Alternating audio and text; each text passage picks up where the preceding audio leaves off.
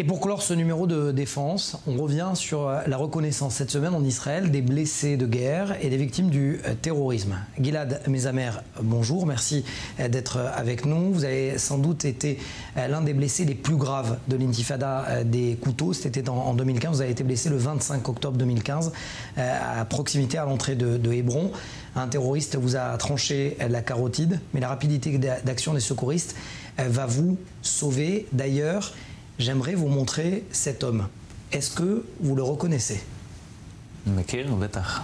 Oui, bien sûr que je le connais, c'est Ofer.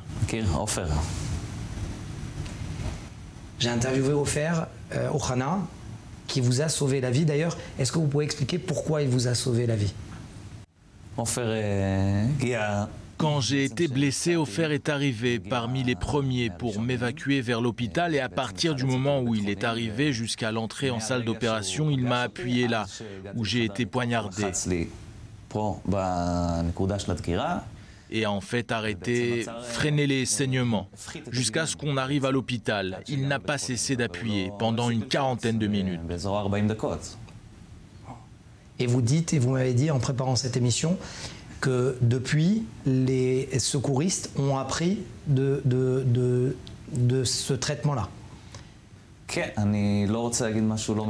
ne veux pas dire de bêtises, mais je sais qu'aujourd'hui, des secouristes et des bénévoles ont plus de cordes à leur arc dans ce type de cas. Ils peuvent poser une perfusion avec une poche de sang et aujourd'hui, on peut également prendre des poches de sang des hôpitaux pour les avoir dans l'ambulance. Il y a eu tout un tas de procédures qui n'ont pas été respectées pour que je puisse rester en vie. Et ça a marché. Quand vous voyez que Ofer, qui est blessé comme ça, qui a été très sérieusement blessé, d'ailleurs, je crois que c'est la première fois que vous le voyez blessé. Vous ressentez quoi? C'est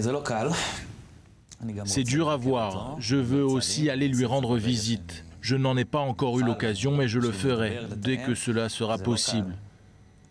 Il faut prendre contact, ne pas arriver à l'improviste. C'est dur de voir quelqu'un si fort, si résistant, un véritable héros. Je ne suis pas le seul à qui il a sauvé la vie. Il a sauvé des dizaines, si ce n'est plus, de soldats blessés. Ce n'est facile pour personne de le voir dans cet état-là, blessé. Est-ce que vous pouvez nous raconter d'ailleurs ce qui vous est passé, pour ceux qui ne se souviennent pas?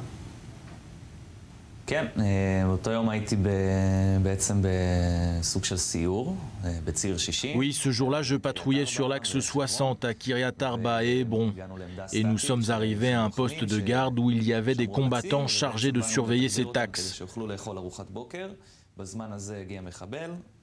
En fait, nous sommes venus en renfort pour qu'ils puissent prendre leur petit déjeuner. C'est à ce moment-là qu'un terroriste est arrivé. Il m'a pris par surprise avec un couteau et il a réussi à me blesser après avoir reçu quelques balles dans le dos. Il était plein d'adrénaline. Il m'a poignardé au niveau de la tête, le haut de la nuque. J'ai pu à ce moment-là me retourner, riposter. Il est tombé, s'est écroulé. Nous l'avons achevé. Mais l'artère, du coup, la carotide, a été touchée. C'était une question de minutes avant que je meure. Et vous êtes en vie. Et vous êtes en vie, Gilad. J'aimerais vous poser la question de savoir d'ailleurs, est-ce que c'est important pour vous qu'il y ait un jour de reconnaissance des blessés de guerre, des victimes du terrorisme, ou alors vous dites tous les jours c'est une reconnaissance pour moi? Tout d'abord, pour moi, c'est évident que tous les jours, c'est un peu ça, parce que je dois lutter et faire face à cela à chaque instant. Je ne peux parler qu'en mon nom, et pas au nom de tous les invalides de Tsahal, parce que chaque cas est différent. Je sais que la blessure a été complexe, et je continue de lutter mentalement avec ça. Ce que je peux vous dire, c'est que les gens ne sont pas assez conscients ici en Israël, et ne sont pas assez sensibles. Et je dois encore montrer ma carte d'invalide à la poste, par exemple. Il y a une semaine, j'étais à l'aéroport. J'ai montré ma carte me dispensant de faire la queue. Et les gens m'ont fait des remarques désobligeantes. Vous nous dépassez, pourquoi?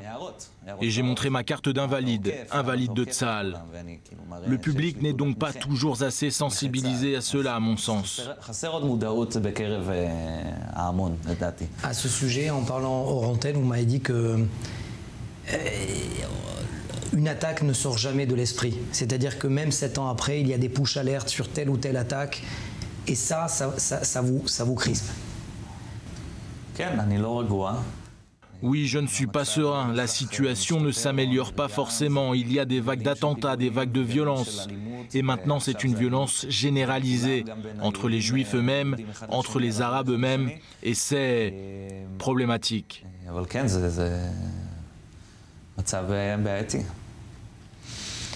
Si je pouvais vous souhaiter une chose, et ça sera ma dernière question, ça serait laquelle?